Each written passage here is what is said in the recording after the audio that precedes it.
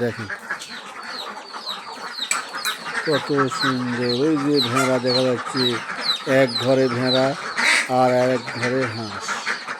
কি সুন্দর হাঁস পালনের ব্যবস্থা, খুবই ভালো লাগতেছে।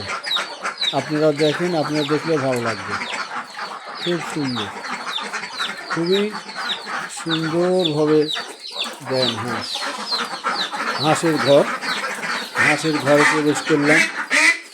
দেন হাঁসের ঘরের ভিতর দেন কত সুন্দরভাবে নেট পাড়া আছে, নেট পাড়া দেওয়া আছে। হাঁস সেখানে ডিম পারবে।